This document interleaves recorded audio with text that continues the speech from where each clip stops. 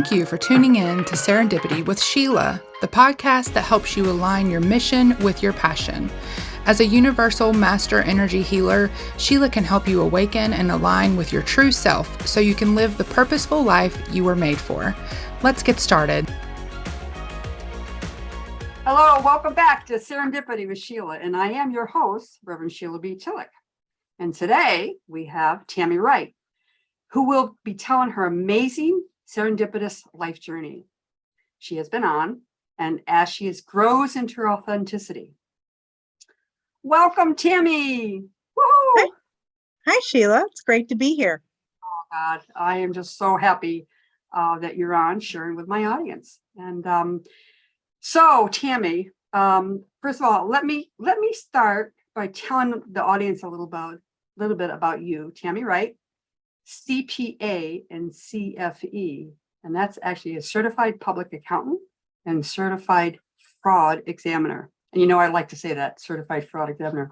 That really blows my mind. That blows my mind. But anyway, so I'm going to read your bio. So hold on one second here. And this is all about Tammy Wright. Tammy grew up born fourth of 6 children. She married at 19 and raised 4 children, 3 daughters and a son. At 36, she went to college and graduated valedictorian from SUNY College at Brockport in 2000 with a major in accounting and a minor in economics. She began working at the Office of the State Comptrollers as an auditor. She has since become a certified public accountant and a CFE, or a certified fraud examiner. There we go again. I want to say that. After 33 years with her first husband, he ended their marriage. Her subsequent marriage was short-lived as her husband was living a double life. In 2018, she married again. However, she was widowed in September of 2021. Tammy's life and choices have brought her a wealth of diverse experiences. She grew up Catholic and through the marriages joined the Baptist, Mennonite, and Methodist churches. She has even run services and preached messages. Tammy also learned a lot from her time with her husbands. She chooses to focus on the good things that's happened in the relationships that have helped her to be fully alive, a very fully alive woman that she is today. She has chosen to be a victor, not a victim. She wouldn't wish any of the experiences away as they help shape who she is today and made her stronger. As an auditor, Tammy has traveled all over New York State. She also has done training for local offices and fellow employees. Some of the topics she has presented to employees include managing your energy, emotional intelligence, the happiness advantage, and embracing failure. These fundamental ideas she teaches, she also implements in her own life and enjoys helping others get there as well. To date, Tammy has 20 grandchildren and 1 great-grandchild to spoil. She is currently living with her grandson so he can graduate from high school as his mother moved out of the district. She is close to retirement and looks forward to the next adventure. Wow, Tammy. I read that and I am just so impressed. And I get excited when I read that because I kind of know your story. We've been friends for a while. We've been friends for a long time. We've been friends for over 40 years. We actually met when our sons were only 3 years old. So it's been a while. So I am just amazed as I read your bio and so honored to have known you all these years and to be able to bring your experience to my audiences because it's so needed. Inspirational stories, you know, women standing in their power, you know, and growing the wisdom that you have through all these experiences. And so I am just so excited to have you here. Thank you. I'm excited to be here. It's funny how you mention that and you don't think of yourself as something special or anything major accomplished. But you remember thinking that way about other people when you were younger. And now here it is. I'm the older one. I'm the one with all the experiences, and I'm the one that other people seek out, but it happens like one at a time. So you don't stop to think about it. thinking about that being in the office as well, that um, I'm the senior person in the office, and I'm not going to other people for help anymore because other people are coming to me. And and I guess that you say I've arrived. You have arrived, dear sister. You're standing in your power. That's what I love. And when I tell other people that, I always stomp my feet. Yeah, you're standing in your power, girlfriend. You really That's are. right. That's right. It's funny because we haven't gotten to all the different issues, but it just reminded me I was in the office yesterday because I get to telecommute a portion of the time, and I was talking to the chief of the office and telling him about a current situation and what was going on with it. And he looked at me, and he's known me through all these divorces. And he looked at me and he said, Tammy, he says, for all the years I've known you, you always landed on your feet. That's right. And I'm like, you're right, I have always That's landed on right. my feet. And Yeah, what that's almost a compliment, we or are. yeah, or an acknowledgement that I have, and I have.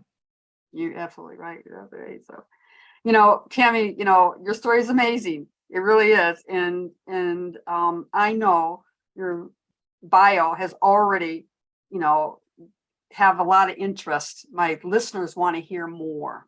They want to know more. So why don't we what's the backstory? How did this happen? Let's, from your early childhood. So let's start with your Christian upbringing, and then how it influenced your early life choices. And then let's go from there. So. Well, I mean, I grew up with a Catholic background. We lived right down the street from the church, so we could pick whichever mass we wanted to go to and walk to church, or wait and go with mom and dad, however we wanted. I always remember God being very important to me, hearing about Jesus and not wanting to sin and not wanting to, because I thought about him being on the cross, and I thought about his being on the cross was worse with all the sins. So I didn't want to sin and make it harder for him as he had been on the cross. And I didn't want to make it worse. And then at one point, my when I was 14, my 8-year-old brother was killed by a car. And later that year, I got a phone call. I was home alone that my older sister had been hit by a car. And at that point, I dropped to my knees and I begged God to spare my sister, that I couldn't lose a brother and a sister in the same year, and that if he spared her, I would serve him for the rest of my life. And later on, I found out that the car landed 1 inch from rolling over her head, and God spared her. So, and to me, it's like God knew that prayer was coming, and he spared her. And I pretty much have served him the rest of my life through, I don't mean I became a nun or anything like that, but obviously it's not my bio. So I spent my life with my focus on pleasing God, loving other people, and caring, and just and caring, being the best. I've read books my whole life on how to be a better, wife, mother, Christian, friend, um, you know, and apply these things. As life went on, I just always wanted to do the best I could, and to be the best Christian that I could be. And I hold to my promises, and that's one that I made, and I stayed with it. Thought about being a nun, but I decided to get married. So I decided I didn't want to do that. Oh, wow. Amazing. Yes, I will hold to the truth that you do hold that truth of your relationship with Jesus, and your Christian beliefs and who you are. And you've done a marvelous job. And You felt it in me, and being together, you've shared what I radiate. And that meant a lot to me, that it was known, that it showed through. Yeah. I think that was always our connection there. We knew that we were soul sisters, that we were connected and that we were brought together, to live this life, for humanity, and to help serve others, and especially God, how important God has been a part of our lives, both of our lives together, and as a young mother, Share a little bit about that as a young Christian mother, and then how you kind of evolved to the Christian grandmother that you are now. So many years have gone by on that one, and your power is amazing. So share a little bit about that. I did my best to be a good example for my children Mhm. and to love them. And I always wanted to be the stay-at-home mom. I wanted to put my kids on the bus and be the one that they get off the bus and see and find out how their day was. And I very grateful that I was able to do that. Not every woman is able to do that. And And you were also especially the mother to my daughter when I went back to work. You I, were I my was I second was mom. I was thinking about that, thinking about brushing Crystal's hair when she came, how Yeah. you would brush it real fast because you had to get out. You had so many things you Yeah. had to do. And she'd say, no, let Tammy do it because I had time, so you'd drop her Yeah. off and say she wanted you to do her hair. And because I would do it real slowly and she'd be watching TV. I didn't have somewhere I had to be. And That's so right. You were. time Yeah. and doing Yeah. her hair and yeah. I remember And those precious days. oh Yeah. yeah, and her and my daughter were the best of friends, and the times. So I would say that it was when I married my husband. He wasn't Catholic and he wasn't happy in the Catholic Church, and we eventually went into the Baptist Church, and so he was very strong-willed, and and I like how I you do was the submissive wife, and so in a lot of ways, I came out strong and certain. I remember once the pastor saw how I put on this spaghetti dinner for 30 teenagers, and Jim was out of town, and he was like, "Whoa, I didn't think it's like he was surprised that I was able to put this huge meal on for 30 people." And I said, "Let me tell you something." I said, "It's not that Jim, my first husband, does things because I don't or can't. I don't because he does." Meaning he took control. Like I couldn't stand next to him in volleyball because every volleyball was his. And so He and was so so I tall too. He yeah, was so- yeah. And he knew that if he hit it, there was a better chance that it would go over the net. He wanted to win. So Uh-huh. so I never got better because I never got the ball. And so there was just so many things that and this was part of my experience.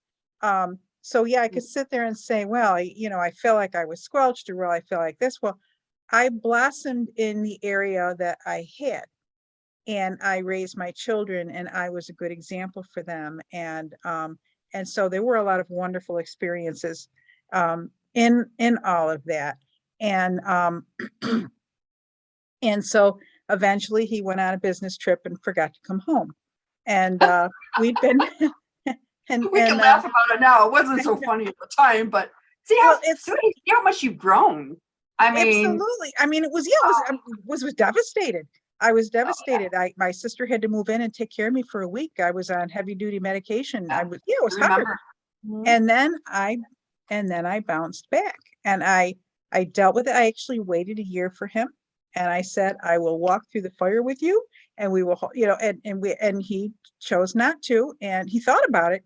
And he but and at that point it was like, okay, I gave it my best, and I moved on. And so but and through all, I've jumped all the way into the experiences of all the kids are now raised, but there was all these beautiful relationships of my children, and the relationships we still have today. Exactly. um Exactly. Yeah. the love and the connection. And he was the fun one. I was the nurturer, so if they were going to go, he's the one that you'd want to go to an amusement park with, but I'm the one that when you needed to talk or have a band-aid, and those were our roles. And Yeah. and so I've gone on um to have the many grandchildren, and it's and Christmas is expensive, but I I just, I love where I'm at and, with all the relationships, and I'm trying to think, is there something else you wanted me to say, or we No, on to? no, that's good. I'm remembering back all those fun times that we had when the kids growing up, and I remember when I was in nursing school, and you would help take care of Crystal when I was in nursing school too. But I remembered you saying to me, "Do you think I could do this? Go to college? Go to college?" I always remember Right. asking that and putting the bug in your little head, about that. Absolutely. And Yes. I just said, "Oh my goodness, yes, you are the smartest woman that I know." And, absolutely. And then when you did, oh my goodness. So let's share about that. The kids were, It was, you yeah, raising it the was like, family. it took, it was funny because like you talk about synchronicity and serendipity Yeah. and it's like, you went to college. It made me think about college where I never would have thought about it. I mean, I missed the fact that I didn't go. I met Prince Charming and threw all those plans out the window and never went. And so but I mean, I never regretted the decision Yeah. to stay home and raise my kids and not have to worry about, well, I got a degree, now I gotta work and I gotta pay off the loans. I didn't have that worry. So I don't regret what I did for a moment. And so then here, you go and it's like, wow. And then I put in for, um, I put in for, like Tap. a tap. And it was like, and I got money and it's like, oh, for a 4-year degree. I was just thinking, I'd set my sights low, 2-year degree. And it's like, oh, it's a 4-year degree. Can I go 4 years? Can I handle going for 4 years? And I was a substitute teacher's aide for BOCES at the time. So that way I could work when my kids were in school. And I'm walking down the hall of, I think, Gates High School and Gates Chilite. And one of the teachers had a sign on their door that said, if you're thinking about whether or not to do something in the time that's going to pay, it's going to take, that time's going to pass whether or not you're doing it. You might as well do it. And I thought, yeah. So I didn't even know what I wanted to do. And I love to write, but if I knew that if I approached my husband and says, well, I like to go to be a writer, which most of them starve to death unless they're really good and they hit it just right. So I said, well, I like math. And so I went Oh, to you be were great at math. You were just, oh my I goodness. know algebra is like fun puzzles. And so I, Oh, not me, not me. I was all kinds of the way. Not math, forget yeah, it. Go ahead. yeah, I'm sorry. yeah. As I remember when I was 100 years ago, when I was a waitress and a hostess, and I started as a hostess, and somebody would give me the money and they would and the bill, and I would tell them their change before the machine did, before the cash register did, and it would, like, some people are like, whoa, and I'm like, yeah, we just figured it all out in my head, and I count everything. It's who I am. And so anyway, I decide to go to college, and I decided, yes, I'm going to do the 4 years. And I picked SUNY Brockport because living in Spencerport, it was just a nice little ride along the canal. And so it could be pensive, you could think, you could meditate, and not have to worry about traffic, um, and just enjoy the ride in. And so I went for 4.5 years because I got into Delta College, which was like an honors program, which is stressing critical thinking, writing, and speaking skills. And as I got in there and I took all their courses, I never knew what if something was going to happen to take me out of the classroom, because I had 4 children at home and they were all in school at this time. And I think by the time I graduated, I had 3 teenagers and a wannabe. And and so I or maybe that was when I started. Anyway, so we all were graduating around the same time. Yeah. But but I went and I gave it my all, and impressed I impressed the teachers, and it wasn't all about just about me. I was helping other students. I became a tutor that helped me pay for my own college. And by the time I graduated, I was President Citation Award winner, which is valedictorian.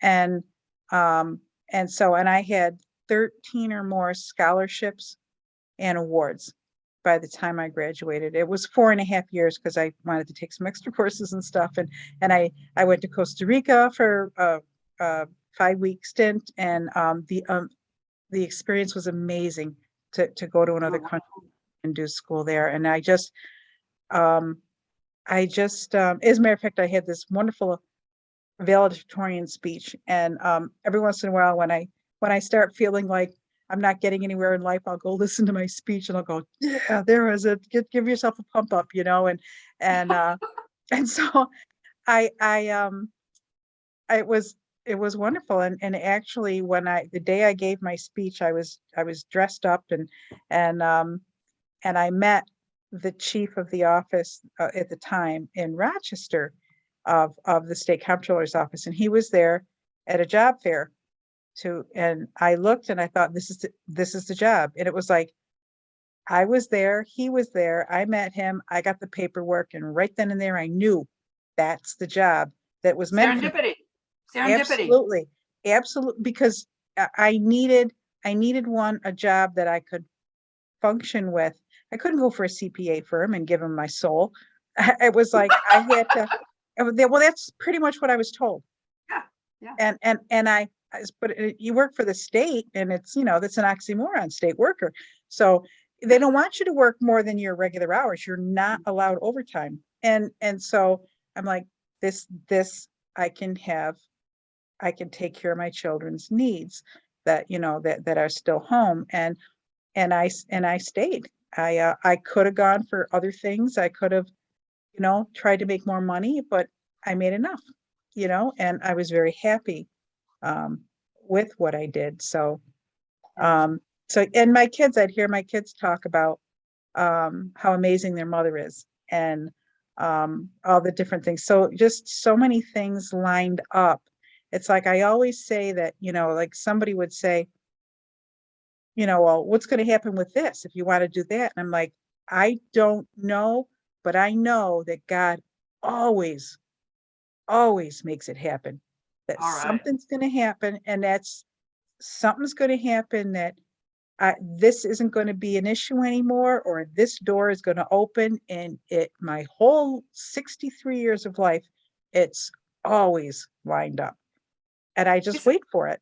Isn't that wonderful how God has always given us that ability to know that, and to trust it, and follow through and put that energy out so other people know it too. And then the positivity, the positivity of your beliefs and how you act. Here's your sign to register and save your seat for the next Lightworkers Connection Circle. The Lightworkers Connection Circle is about living your soul's purpose as a lightworker and connecting with others who are on the same spiritual path. It is a sacred and safe harbor group of lightworkers who are connecting, encouraging, empowering, and supporting human kindness together.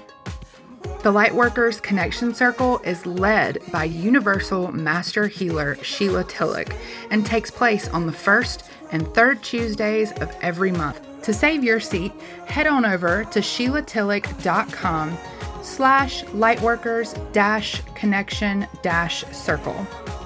You can also find the link to register in the show notes of this episode. Now back to you, Sheila.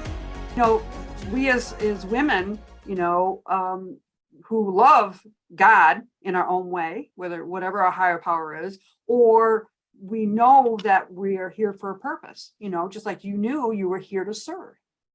And you've done that every single step of the way. And that's why I'm amazed by your story. And I love to share it, of course, because you're so close to me, but also it's, the serendipity part, and so, when I read your bio, we talked about the courses that you actually have taught for the state, very impressive, very impressive.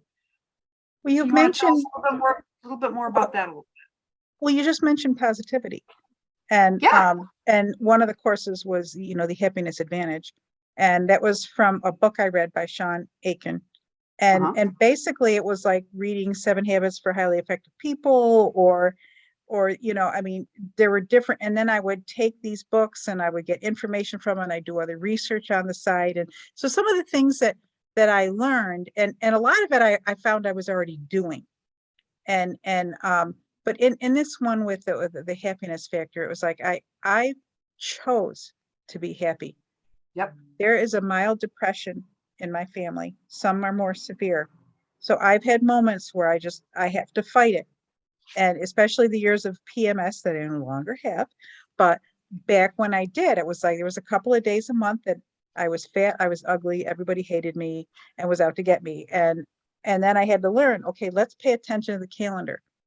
You're going to feel this way for a couple of days. So when it happens, it's not like I'm not fat, ugly, and everybody hates me. It's like, I get it.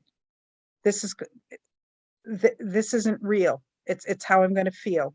And and then, you know, and other times I would realize all of a sudden something would bother me and I would just like, I don't want to do that anymore. I don't want to play anymore. Like, you know, and no, and I learned to work through these things. So I guess I'm saying that because, yeah, there are people with depression and stuff, and I get it.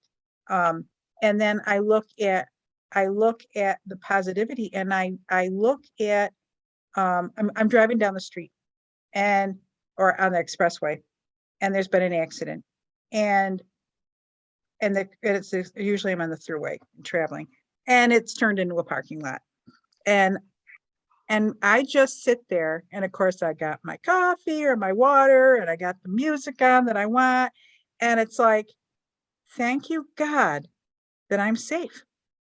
So instead of being bent out of shape that I have to wait for this accident, I spend the time being grateful. Gratitude is a huge factor in being happy. It's like, I'm grateful that I'm not in the accident. I take that time to pray for the well-being of whoever was in the accident. And then is there something else that I, you know, so I look at it a whole different way of of what the circumstances are. Same thing with, I mean, somebody said, Tammy, you want to write a book. And I said, I got a trilogy going.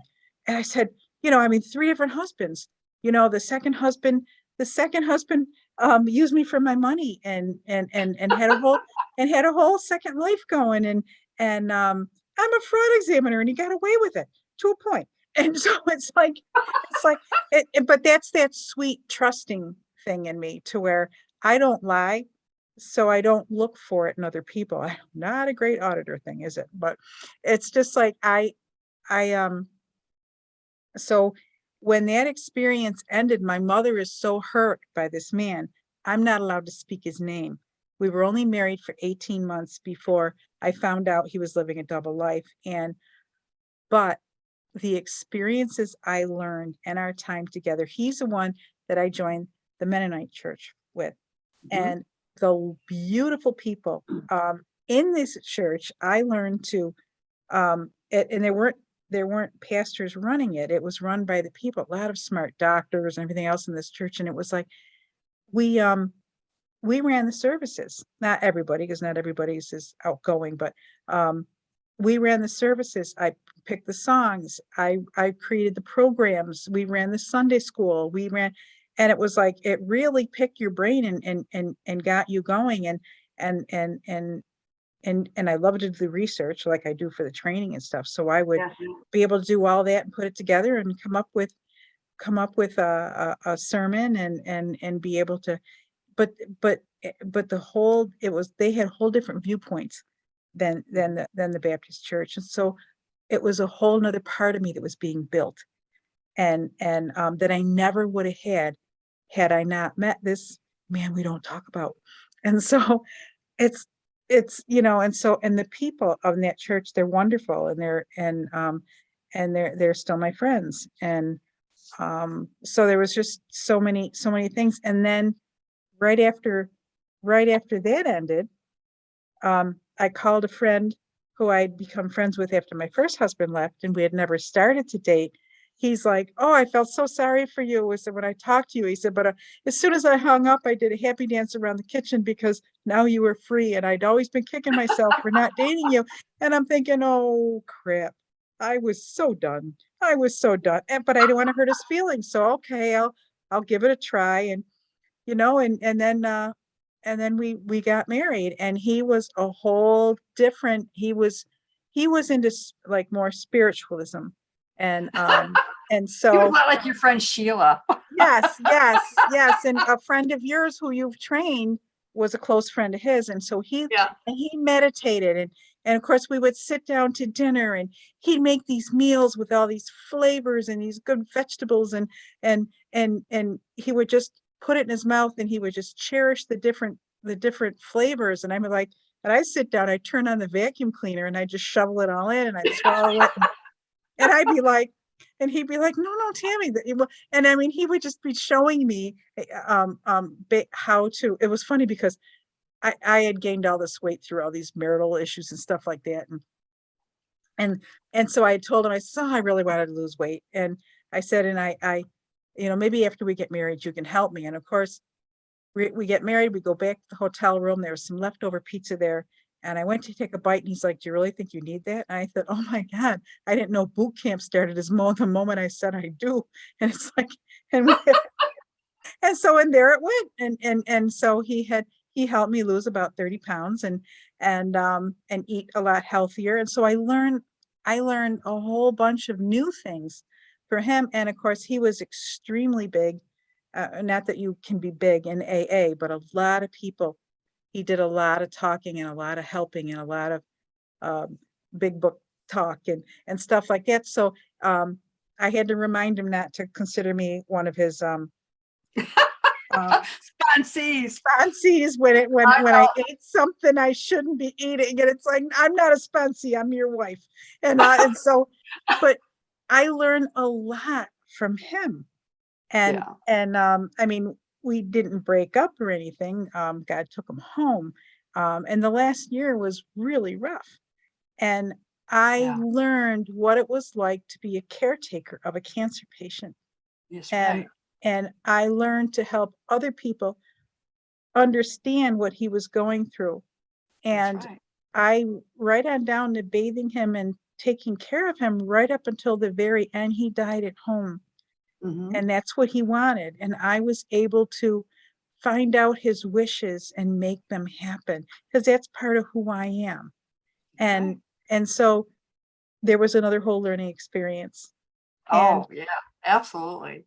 and then and as far as a couple two things I want to go here with this. One is and now that I know that side of the coin, I'm possibly going to have the other side of the coin because I'm going in for a biopsy for cancer, the thyroid, and it's causing me to be with this raspy voice and my hair's falling out. And I already had thyroid issues and stuff. And so, but it's 95% curable if it is thyroid cancer from what I read on the internet, and we know everything on the internet's true. So, and I'm working with with the doctors and everything, but it takes its time, and it's a very large nodule that's growing into my neck and making a little part. Positivity in you. I just I, love your positivity. I just, over the years, we've been through hell and back together, and I laugh, the stories because I've been part of those stories. yeah. all the way when we're on the thruway traveling, when I'm traveling back and forth to my family in Albany, and you're coming home from Albany, and we do a convoy behind each other, and we're on our speaker phones having our conversations that we need to catch up with. We've done a lot. Absolutely. Absolutely. Oh, and we have been, well, we started as neighbors too. I mean, we were on, just down the road from each other and quickly, and it was funny, speaking of us way back when, you always knew things and I didn't know how you knew things. Yeah. And you're fearful about that until I wasn't ready to hear it. And you waited until I was. And then you shared it with me and I'm like, how long have you had these abilities? And you're like, always have. And I'm like, but I didn't know about him. You said you weren't ready to hear it. You weren't. And so how I've learned through, and that was through, even my relationship with Bob and where I went with that. And it's like God always lined things up in my path to help grow me as a person, as a Christian, as a woman. And then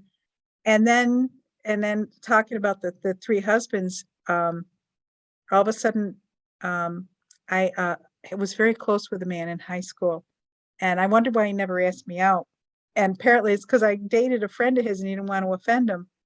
But we were so close in high school, he'd fallen in love with me. And I cared very dearly for him, but he kept trying to come back and find me to ask me to marry him. And he didn't. And then when he found out that I got married, he cried himself to sleep, and he threw himself into his job, and he's now a very renowned doctor in Boston. And all of a sudden, 2 days before New Year's, I get this messenger messages is the Tammy Miller from Cardinal Mooney High School, and his name came up, and I said, yes, it is, and well, I can say his first name. Serendipity. And it's like, oh my goodness. And he's like, I've been looking for you my whole life. I've been in love with you my whole life. And it's like, whoa. Synchronicity. Yeah. And I said, it's funny. He said, but I've got this other woman in my life, and I got to figure out how, stuff. And it's like, well, I'm not in any hurry. I'm still mourning my first husband. And I said, but it is kind of funny that this is the first time I'm free in 45 years. Exactly. And that's just happens to be when you found me. As a matter of fact, I bumped into somebody that we both know that we went to school with, and he had gotten back to him and said, hey, I finally saw Tammy. And he's like, well, did you get a number? And he said, look her up on Facebook, man. And he's like, he's a great doctor, but he's not really good on Facebook or some of these and social media and stuff like that. So, and that's how he found me. And so we've got this connection, and our souls are connected, but there's 45 years that have separated us. And so it's going to be a slow going getting it back together, but it's exciting. It's exciting too. And it's a good feeling to know somebody's carried a torch for you for 45 years. Because you're worth it. You now know you're worth it. Every time he starts to think about, boy, I've got a life in Boston, you got a life in Rochester area, and everything else, and so much has changed. And doctors usually marry doctors because they're, he works, like almost every hour of the day and everything else. And how would it ever work out with us and everything else? And I just said, if it's meant to be, Vic, it will work out. Exactly. And I said, and my gut feeling is this is meant to be. And you're going to be mine someday. And so it's the way it is. And so it's, and I had talked to you about, handling all this and dealing with it. And, and of course, my first thing is, Sheila, what are the answers? And you come to lay down and just meditate and go into yourself. And what do you see? What happened? And so I did. And all I got was, Tammy, be patient with him. And I told him, I said, you waited 45 years for me. I can wait 6 months to a year for you to figure out your life. And plus we got things going here. I now have health issues to take care of. And I was thinking, I'm going to get the scar on my neck, maybe this little extra skin right here that I'm growing now that I'm 63, maybe they would tuck that in while they're doing it. So I got all these things to take care of. Yeah. Positive stuff coming your way. Positive stuff. Oh. Absolutely. And but there were just so many things that I've learned over the years, and trainings that I've given, that I was able to put my own experiences in as I gave the training. It's been an amazing life, and I consider so much of it an adventure.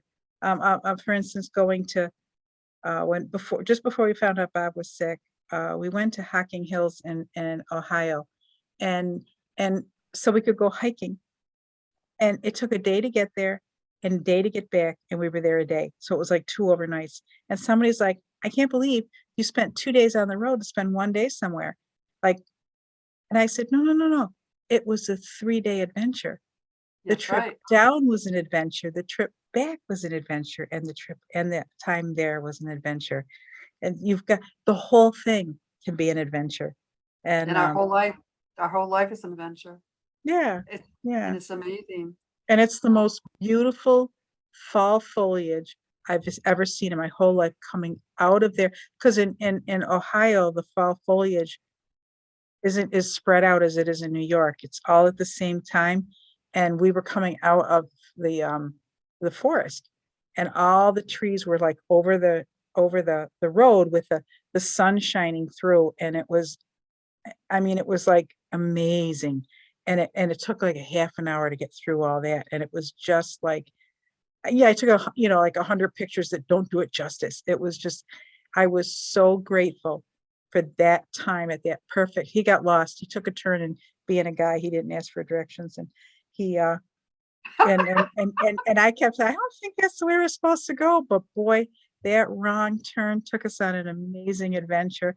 I was kind of bummed that we missed the ice cream stand that we that we were supposed to go by, but I was really excited about seeing God's glory coming through, the sun shining through the trees. Exactly. And I just so honored to be your friend, be your soul sister all these years, and also to see your amazing growth through all this and your wisdom, the big wisdom, and also seeing the bigger picture of how amazing life can be, your adventure, and mostly how you have grown and you stood firm of who you are as a soul, and also your wisdom to other people.